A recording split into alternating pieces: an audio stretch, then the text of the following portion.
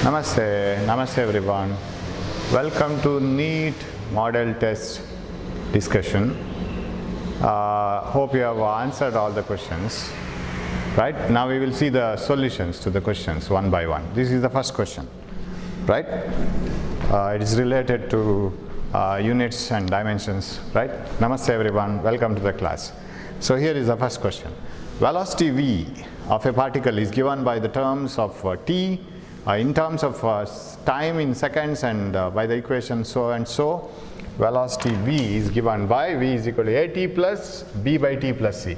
So v is equal to at plus b by t plus c. What are the dimensions of a, b, c? A and b and c are not unknown quantities. We don't know what is the solution for a and b and c. But if you look into the solution here, one thing at a time you can come to the conclusion. What is t plus c? See, once t is time, c should be time, because time can be added to time, and two quantities of different dimensions cannot be added. So force cannot be added to acceleration, right? Mass cannot be added to time, length cannot be added to mass. So they should have the same dimension, same quantities will be added. So c should be time, so its dimension should be t. Where is t for c? This is the only thing which we have for c. So that third option should be the answer. Okay, we will check it for other things. So now velocity dimension should be the dimension of b. If you take this term, this b by time, because time plus time is time itself. You can't have time plus time something else. So if this is time, b by t should be having velocity dimension. Dimension of velocity is lt to the power minus 1. Bring this t here. So dimension of b into t, and when t comes here, t to the power minus 1 and t to the power plus 1, l remains. So this should be l. Yes, correct. And we can check it for all the terms, and or you can just move on. Here at, of course, a is not defined as acceleration, but we can check it. Dimension of velocity must be dimension of a into dimension of time, and dimension of velocity is lt to the power minus 1. We don't know the dimension of a is not acceleration, but when this comes here, l by t, so l by t here, t to the power minus 1. So finally the dimension of a is lt to the power minus 2. Of course it is acceleration, so this is correct. So third option is correct. That's how we can do it. So we should have some ideas like same dimension quantities can be added, but division and multiplication can be done with any quantity. Okay. Second one. Three forces start acting simultaneously on a particle moving with velocity v. These forces are represented in magnitude and direction by the three sides of a triangle ABC as shown. There are three forces acting on a particle, and they are represented by the three sides of a triangle. The particle is now moving with velocity. How does the particle move? Now in this problem, if three forces can be represented by the three sides of a triangle taken in the same order, the meaning is they form net force equal to 0, because we use the triangle law of vector addition to find out the resultant. The third side represents the resultant, isn't it? So if two forces can be represented by the two sides of a triangle taken in the same order, then the third side in the opposite order represents the resultant. So if this is A and this is B, then we write resultant R is equal to A plus B. This is the usual form, right? But here there are three forces. The third force is represented by the third side of the triangle, but in the same order. You see, order is same. What do you mean by that? Third force is equal and opposite to the resultant of these two forces. That means if you have two forces, say for example, if you apply in terms of parallelogram law of vector addition, I can give you one example. If two forces are acting like this, then they will form the resultant like this, parallelogram. If the third force acts like this, which is equal and opposite to this resultant of these two, so this resultant and this third force are equal and opposite, then the net force on the body is 0. The same thing happens here. This is not the resultant, this is a third force. That third force is equal and opposite to the resultant. So what is the net force? Net force is 0. Hope you have followed this. So if three forces can be represented by the three sides of a triangle taken in the same order, that means they produce the resultant force 0. They are in equilibrium. Resultant force is 0. So once the resultant force is 0, then the body should be moving with uniform velocity. There shouldn't be any acceleration. So it remains unchanged. It moves with the same velocity, its acceleration is 0. Okay? Okay, third problem. Two trains, each traveling with a speed of 37.5 km per hour, approaching each other on the same straight track. Okay? So there is a track and one train is here and another train is here. They are approaching each other. So this is 37.5 km per hour and this is also 37.5 km per hour. So two trains moving in the same track but in opposite directions approach each other with 37.5 km per hour speed. A bird that can fly at 60 km per hour flies off from one train, say this train. It flies off from this train and travels like this with a velocity of 60 km per hour towards another train, and the two trains, when they are apart by 90 kilometers, so when the distance between the trains is 90 kilometers, the show of the bird starts. It starts from first train, flies off and reaches the other train, flies off. So it moves like this, comes here, and by the time it reaches here, this train might have moved forward a little bit, so it missed that train here, and by the time it reaches here, this train might have moved forward. So it keeps on moving like this, like this, like this, like this, and finally stops here. What is the distance, total distance traveled by the bird just before the two trains meet? Two trains meet at the center, right? Because they have equal speed and they must cover 90 km equally. So what is the distance traveled, or what is the time taken by the two trains to cover the distance and meet here?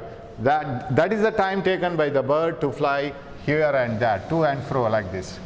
So that is the time is the one which can connect the flight of the bird as well as the motion of the trains. Now, how to find out how much time does these two trains take to meet at the center? You can have relative velocity also. You see, if the two trains travel and meet at the center, then both are traveling. The velocity of this is 37.5 km per hour, the speed of this is also 37.5 km per hour. That means in 1 hour, both the trains take the responsibility of traveling 37.5 km. Now stop one train and give the responsibility completely to the other train.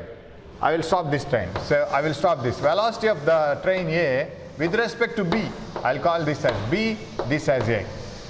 If each train covers a distance of 37.5 km in 1 hour, after 1 hour, both the trains might have traveled totally a distance of 75 kilometers, right? 37.5 plus 37.5. So they will travel, they will decrease a distance of 70 kilometers between them. Instead of that, we will ask only one train to travel and do the same thing. What do you mean by doing the same thing? The distance should decrease by 70 kilometers. That means single train has to travel with a velocity of 75 kilometers per hour. So velocity of A with respect to B is 37.5 minus, this is opposite, minus 37.5, because you know relative velocity is VA minus VB. Here one train is coming in the opposite direction, so VA minus of minus VB. So velocity of A with respect to B is 75 km per hour. So if one single train moves with a speed of 70 km per hour, then also the distance between them will decrease by 70 km in 1 hour. Or both of them should take the responsibility and travel a distance of 37.5 km in 1 hour each. Okay, if it is so, what is the time taken to cover 90 kilometers between them? So velocity is displacement by time taken, and the velocity, okay, we want the time taken, displacement by velocity. Displacement is 90 kilometers and the velocity is 75. Right? This is 6 times and this is 5 times in terms of 15. 15 6 times 90, 15 5 times 75. This much of hour is taken. Now in that hour, 6 by 5 hours, how much distance would our bird will fly? That is the opportunity given to the bird. Bird will fly till they meet, right? Like this. So the distance is velocity into time. This is for bird. Speed is 6 by 5. Speed is 60 km per hour, and time is 6 by 5, and that comes to, isn't it? Yeah, 12 here.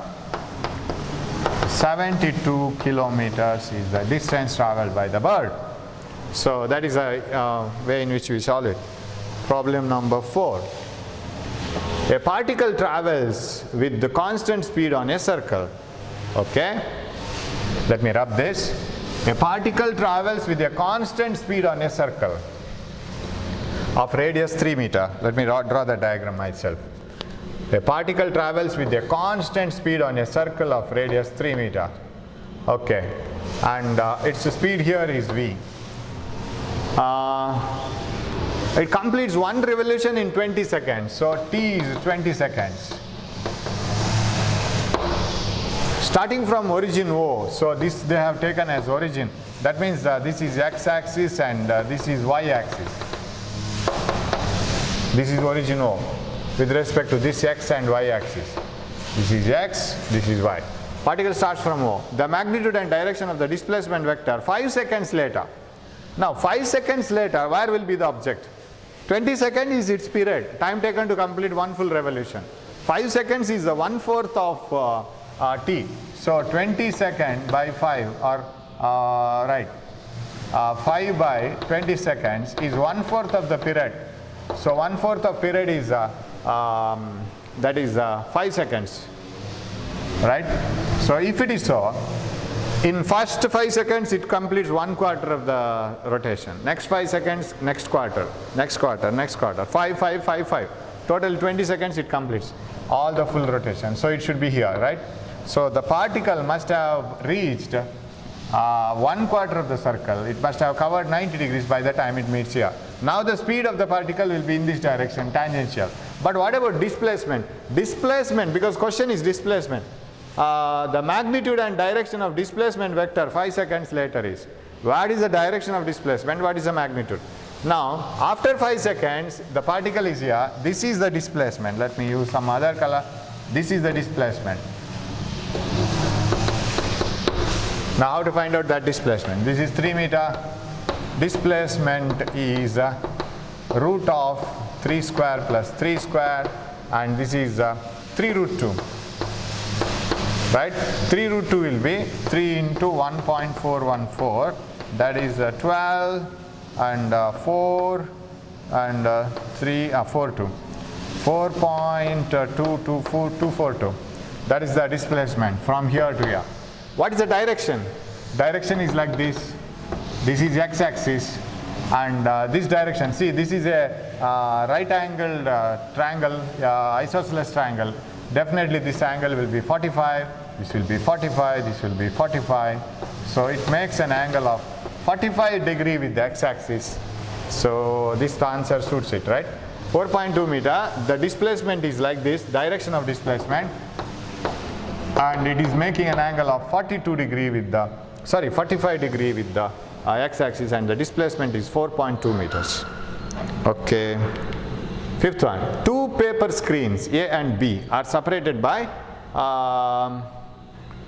150 meter. A bullet pierces A and then B. Okay. The hole in B is 15 centimeter below the hole in A.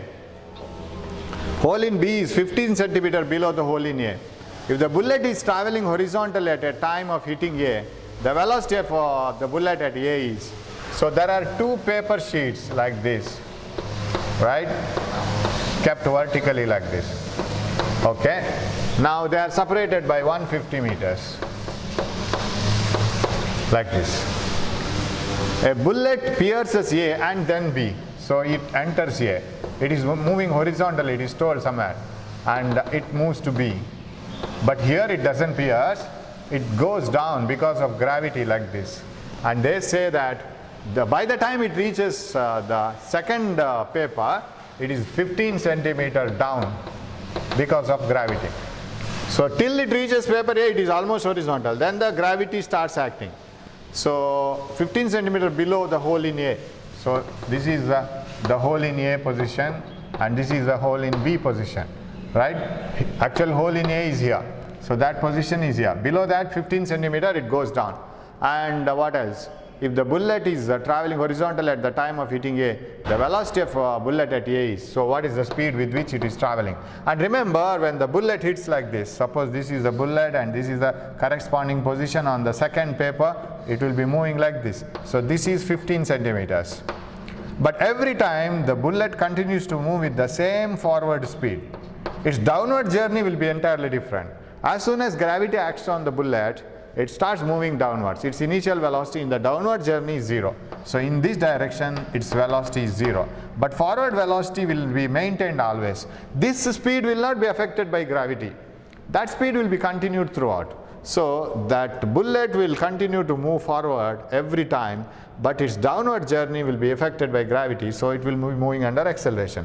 Again, the term which connects both the journeys, forward as well as moving downward, it has covered 15 centimeter because of gravity, but it will take the same time to cover 150 meters also. There is no difference between them. Time difference, there is no difference in time. Okay, so we will find out what is the time taken by the bullet to slide down this much. Then it can be written like this. So here you have to apply the equations of motion. Whereas here it is uniform speed, velocity equal to displacement by time. Here you need not apply that. Here just apply the equations of motion. I think I can apply x equal to v naught t plus half a t square because I want time v naught t plus half a t square. X is displacement minus 0.115, right? This is 0.15 meters. But downwards, so minus 0.15 meters. V naught is 0 because initial velocity downwards is 0, right? So as it falls down, its initial velocity is 0. Plus minus half a is 10. I'll take it as 10. This acceleration t square, don't know. So what is this is 0.3 minus gets cancelled. 0.3 by 10, this is 0.3 by 10 is equal to t square. That implies t is equal to square root of 0.03. This is the time. In the same time, how much does it move forward? What is the distance traveled by it? Distance velocity is equal to displacement by time. What is the velocity equation, right? That is the question. Velocity equal distance is 150 meters. Time taken is square root of 0.03. That is equal to, you see the options, root 3, root 3, root 3. So I have to bring it into root 3, and all the root 3's are in numerators, but here we have it in denominators. So this 150 can be written as 50 into 3 because I want a root 3 in the numerator. This becomes 3 into 10 to the power minus 2. 10 to the power minus 2. 10 to the power minus 2 square root is 10 to the power minus 1. That can be taken out. Okay, I'll make space here. Hope you can see this. Yeah, here this is 50 into root 3 into root 3 divided by this one. This is written as root 3 into root 3. This is root 3 into 10 to the power minus 1. Because 10 to the power minus 2 square root is 10 to the power minus 1. Root 3 can be cut. This becomes 10 when it comes to the numerator. 500 root 3. That is the speed. Yeah, this is the answer. 500 root 3 meters per second. So that's how we can do that, right? It's a very simple problem actually, but put in a beautiful way in the form of an experiment. Okay, a trolley of mass. Hope you can see the full question, right? Yeah, a trolley of mass 5 kg on a horizontal smooth surface. Let us make this surface smooth by rubbing, right? Yes. A trolley of mass 5 kg moving on a horizontal smooth surface is pulled by a load of mass 2 kg through a uniform rope ABC of length 2 meter and mass 1 kg. So I'll read the problem completely. Yeah, 2 kg mass here. Here is 2 kg. Okay. And rope of mass 1 kg. Okay, through a uniform rope. So rope is also having the mass. As the rope falls from BC equal to 0, okay, this has to be raised up then. BC equal to 0 means complete rope should be here. So it should start from here, this mass. As the rope falls from BC equal to 0 to BC equal to 2 meter, its acceleration acceleration changes from 2. Yeah, that's understood now. So here is the trolley first. Here is the wheel and this should be just here, mass 2 kg. Now the 2 kg weight is acting as 2 kg into 10. I'll write it as 20 Newton is putting downward. That is the force which is pulling this down. And here is the trolley, right? And its mass is 5 kg. Correct? A trolley of mass 5 kg. Yes, on a horizontal smooth surface. Now, this weight, 20 Newton, has to pull not only 5 kg, 1 kg rope also, because rope is completely on the platform now. Rope is completely on the platform. So, this has the responsibility of pulling both. So, F acting is 20 Newton, which is equal to ma. The total mass into acceleration. 20 Newton should pull 5 plus 1, this kg and this kg, and in an acceleration A. That implies acceleration A is 20 by 6 meter per second square. One answer. Then BC equal to 2 meter. The rope completely moves away at the last moment. Okay. This is the platform, and this is the pulley, and the trolley will be somewhere here. Okay, these are the wheels, and this 5 kg is completely in the trolley, and this completely has gone down. Now this is 1 kg. 1 kg rope is hanging, and 2 kg is hanging on the pan. So 3 kg weight is acting on the trolley now. After once it reaches completely at this position, what is the acceleration now? Now the force is mg. That is this mass, not this mass. Weight is acting only on this 2 plus 1 into g, 30 newtons. That 30 Newton must be equal to m into a. That mass here, that is equal to 5a. So what is a? A is 30 by 5, and we have the same answer, 20 by 6 and 30 by 5. It's a very simple one. You must but you have to put your mind into the situation. What is the question asked by them, and what is happening here? So here only 2 kg is pulling the whole system. Here 2 plus 1 kg is pulling only the trolley. Okay, so option 1. 2 blocks of wood, P and Q, are connected with each other through a spring, and they are placed on a frictionless table. Okay. 2 masses, 2 blocks of wood, P and Q, okay, are connected each other through a spring and are placed on a frictionless table. Okay, this is the spring, and this is Q, and this is P. Okay, now they are pulled apart and released. If the spring is compressed and released, then the ratio of kinetic energy of P and Q is, so they will start oscillating. What are the maximum kinetic energies of P and Q? Now, as they move, one thing is conserved. Once you are just compressing and leaving, right? So they must vibrate with the same momentum. The momentum is conserved, right?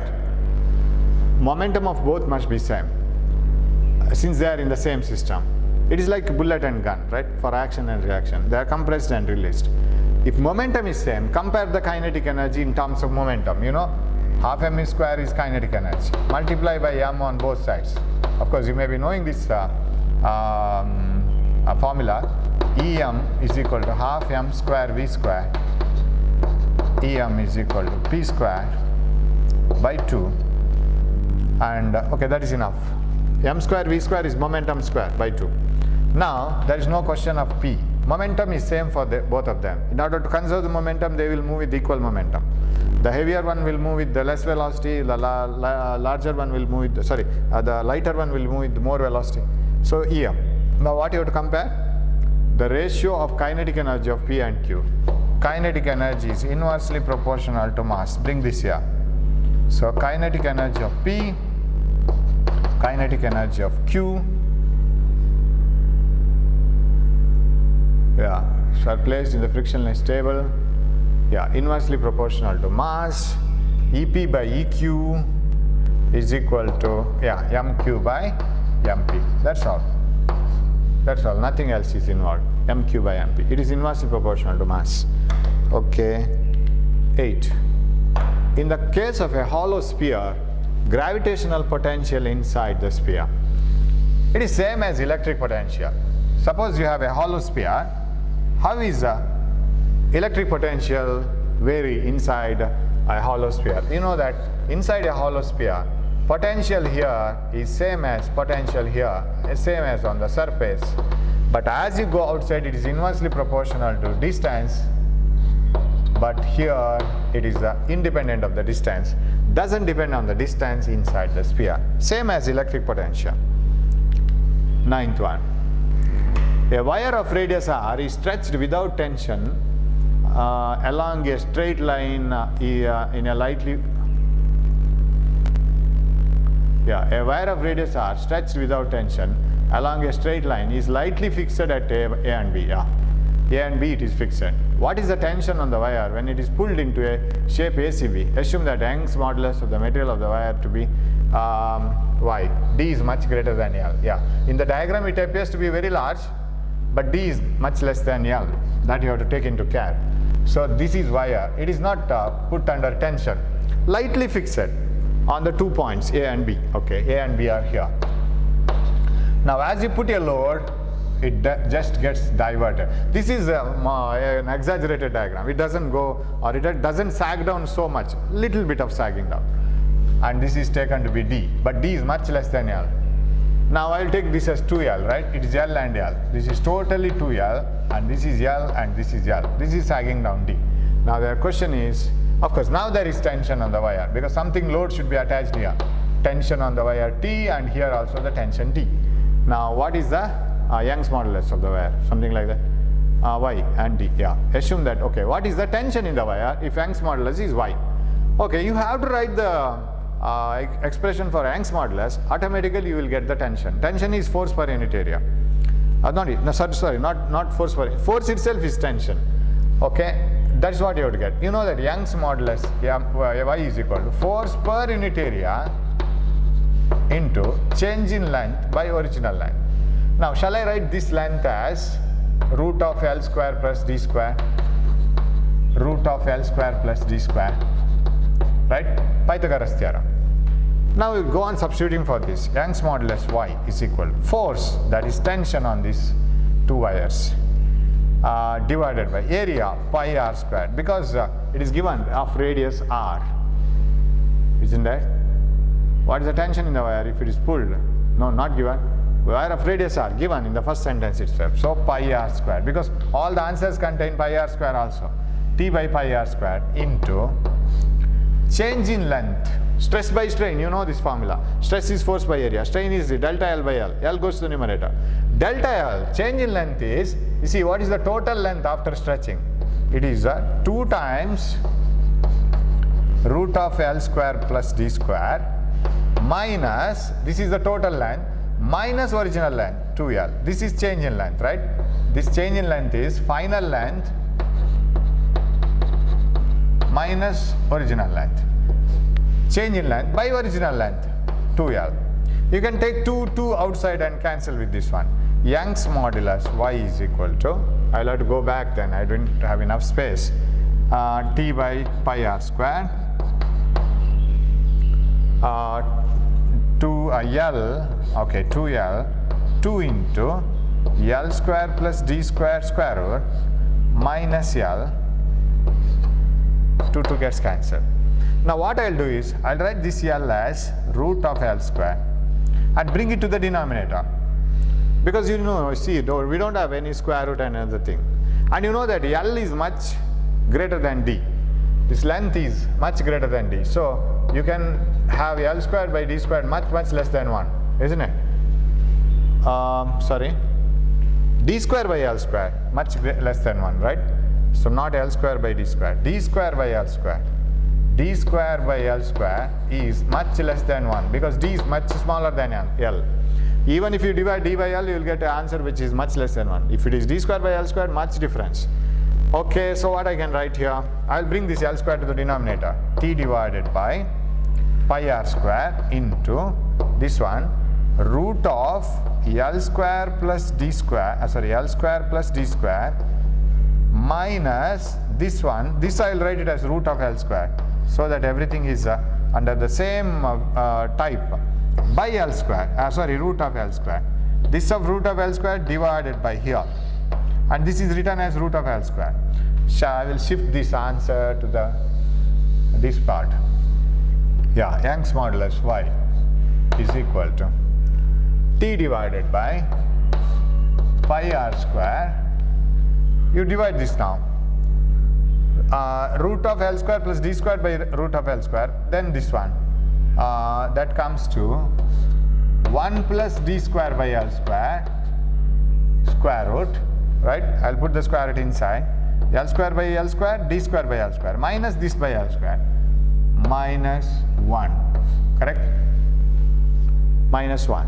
Now, you can expand this like this. So that is equal to, I can write it like this, t by pi r square. Mathematical calculation is more here. You have to use binomial theorem. 1 plus d square by L square to the power half, then you have minus 1. Now, when 1 plus x to the power n is almost equal to 1 plus nx, if x is much less than 1. Here x is much less than 1. 1 plus x, in the place of x you have d square by L square, which is much less than 1 to the power half. So shall we write that t by Young's modulus y is equal to t by pi r square into 1 plus nx, 1 plus n x d square by L square minus 1, this one. So this square root is taken now. 1 plus x to the power n is 1 plus nx. N is half. 1 plus nx minus 1. This one and this one gets cancelled. Shall I rub this again? So I want tension, and what is remaining here now? Y is equal to t divided by pi r square d square by 2L square. Bring this here, you get tension, right? Tension is equal to pi r square d square y, pi r square d square Young's modulus divided by 2L square. Where is pi? 2L square, pi r squared. Where did we write pi r square? Yeah, pi is here. Pi r square d square y. So where is the answer? Pi r square d square y divided by 2L square. Pi r square d square y divided by 2L square. That is the tension in the wires. So a little bit lengthy calculation, that's all. But these things, you must know how to do these things, because every time in the problem, if such guidelines are given, that something is which is much less than that length, then you will have to go for these binomial expressions. Okay. Option 2. 10th one. A drop of liquid pressed between two glass plates spreads into a circle of diameter 10 centimeter. Thickness of the liquid film is 0.5 millimeter, and coefficient of surface tension is so much. What is the force required to pull them apart? Yeah. Okay. You have a liquid between two glass plates and you have to pull it, and you know that surface tension force is equal to surface tension into 2 times the surface area, because the two glass plates will be touching the two surfaces. There are two surfaces for it. 2 times the surface tension, or 2 times area into surface tension, into cos theta divided by distance between the plates if it is compressed like this. And if you have here that the liquid. Okay, now F is equal to. Now here in terms of liquid, you can take cos theta almost equal to cos 0, 1 because it is not given. You can take it is almost equal to 1. What is surface tension? Surface tension is 70 into 10 to the power minus 3 into 2 times the area, 2 times pi r square. I can take it as pi r square. Spreads into a circle of diameter 10 centimeter. Diameter is 10, so radius is 5 centimeters. Pi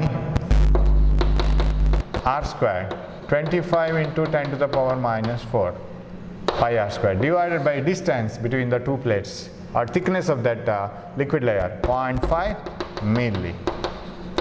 So force, this is the formula for such a problem, right? Surface tension into area divided by distance. Okay.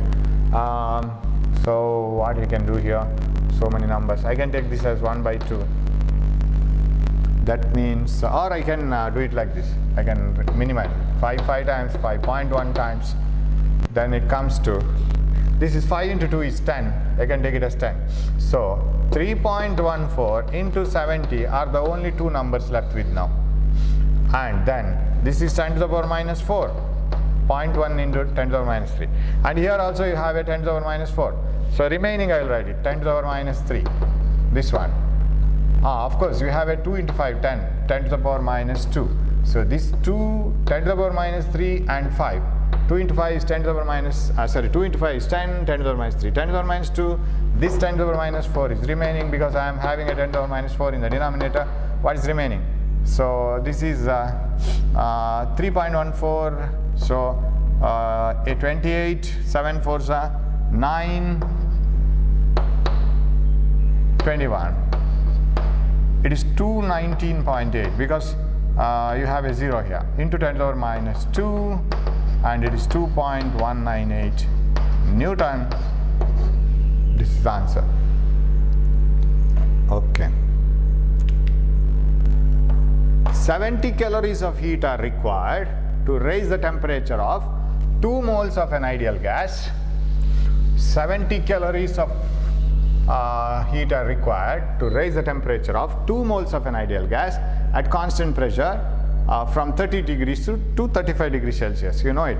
Specific heat at constant pressure. Amount of heat required to raise the temperature of 1 mole of the gas by 1 Kelvin, keeping the pressure constant. If you keep the pressure constant, of course, we will restrict it to 2 moles, no problem. 2 moles of an ideal gas is taken and the temperature is raised by 5 degrees Celsius. Amount of heat energy required is how much? 70. Q is equal to Cp dt and I will add number of moles also. Total it is 70 calories and this is Cp now. Okay. Now the question is the amount of heat required to raise the temperature of the same gas, that means 2 moles, same, 2 moles of the gas through the same temperature, same 30 to 35. So you need not worry about these things. These things remaining constant. Number of moles, the amount of temperature to be raised, one and the same. So 70 is directly proportional to Cp, right? How much amount of heat energy is required to raise the temperature of the same gas to the same temperature at constant volume? That means you want Cv dt. Cv is, Cp by Cv is gamma. What is Cv? Cv is equal to Cp by gamma. Now what is Cp? 70, right? 70. Cp is proportional to 70. So if you want to know what is Cv, it's not exactly Cv. It is for 1 mole. Just 70 divided by gamma. What is gamma? 7 by 5. 5 into 70 by 7. 10 times. It is 50 calories. Right? I didn't do it completely calculation because I know that at constant volume, whatever the heat energy is required to raise the temperature, it is completely used to do the raise the temperature, to increase the internal energy. But whenever you take the constant pressure, some amount of energy is used to do the work also. So how much extra? That is Cp is gamma times Cv. That's all. Correct? Cv, gamma times makes Cp. So that gamma you remove it from gamma amount means gamma percentage of energy you remove it from 70, that is 50, and everything else is remaining the same. The amount to which you raise the temperature and amount of gas taken are same, so no problem. 50 calories, so answer is second one. 12. An extremely hot star would look like. See, that is Wien's displacement law. The wavelength of light emitted or wavelength of the radiation is inversely proportional to the temperature. More the temperature, lower wavelengths are emitted more and more by the body. So if a star looks red, then it is not very much hotter compared to a star looking blue or violet. An extremely hot star would look like blue or violet or indigo. This is the high temperature. You see the cooking gas in your house, cooking gas flame. it is violet bluish in color because it is very hot. It emits less light and emits more heat. Whereas candle flame, yellowish or orange in color, emits more light, less heat compared to the cooking gas flame. So it's Wien's displacement law. Two springs of spring constants, K1 and K2, have equal highest velocities. Okay, maximum velocities are same while executing SHM. Then the ratio of their amplitudes, if their masses are also equal. If mass is equal to springs, equal masses load and equal velocity, that means kinetic energies are equal, isn't it? So kinetic energy of the first one must be equal to kinetic energy of the second one. Conclusion is because kinetic energy is half mv squared, mass is equal, velocity is equal, maximum speed is equal, maximum only, right? Maximum speeds are equal.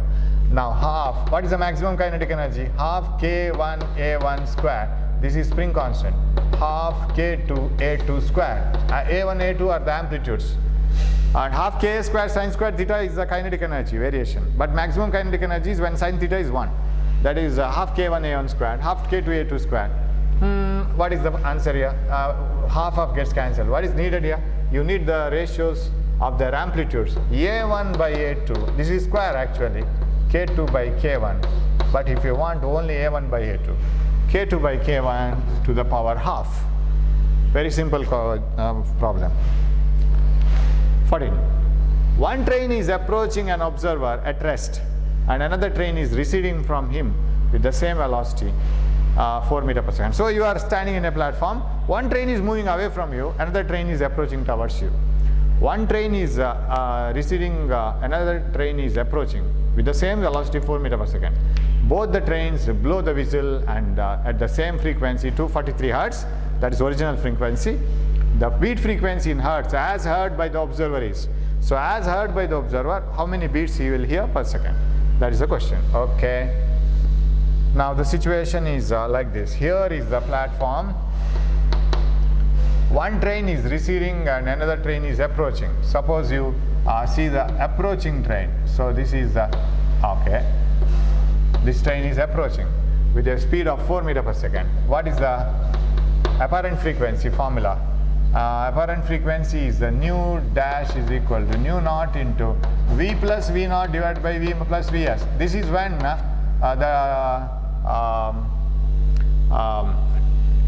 standard situation is like this, right? Observer and source and sound like this. Sound is in the negative x-axis, observer and sources are in positive x-axis. Now which has to be taken here? Observer at rest and this 4 meters per second is in the opposite direction and velocity of sound is here.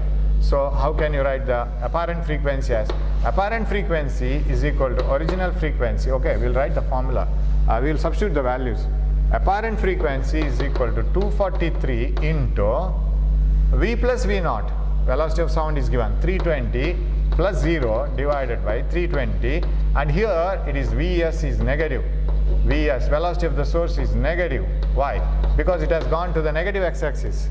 320 minus 4. Okay, it is in the negative x-axis. So this is okay, that is equal to 243 into 320 divided by 316. Okay, equation 1. Next, when it is, okay, I'll call it as nu 1. Nu 2, how will be the nu 2 case? Observer at rest and the train is moving away from him. It is moving away from him with 4 meters per second. Of course, sound is traveling towards him. So how will be the formula? Nu naught into V plus V naught divided by V plus Vs. Why? Because the source is in the positive x direction. Of course, V2, nu 2, 243 into velocity of the sound, 320 plus 0, observer at rest, 320 plus 4. So what is this? 243 into 320 divided by 324. So what is the number of beats heard? He will hear, and all these activities are happening at a time, so he will hear 2 sounds at a time. right? And that will produce beat. And approaching train will produce more frequency because you see 316, here 324, everything else same. This will be answer less, this answer will be more. So you will hear two sounds at a time, so that will produce beats. So number of beats heard are nu 1 minus nu 2, nu 1 minus nu 2, that is equal to right. And can I take common terms outside? 343, 320, 243, 320 common. 243 into 320 into 1 by 316 minus 1 by 324, yes. Right, nu 1 minus nu 2, number of beats, 243 into 320 into 316 into 324, here 324 minus 316, 8, yes. Now you have to divide it. Okay. 4 za, 4 2 za, 81, 8, okay, 4 2 za and 4 8 za. Almost 40 times, almost 4 times, almost 84 za, 320. Okay, then can you divide this? 2, 2 1 za, 2 5 za, 8 za, 158. Anything else gets cancelled? 4, yeah, 4 3 za, 12, almost 39 za. I can take it as almost 40. If it is almost 40, 40 10 za, 4 10 za, 4 6 za, 4 1 za. It is almost 6, right? If you divide it, very close to 6. So that's about 14 problems. We will continue the 15th problem in the next video because my camera will record only for 45 minutes. So thanks for watching the video. We will meet again in the next video. Thank you.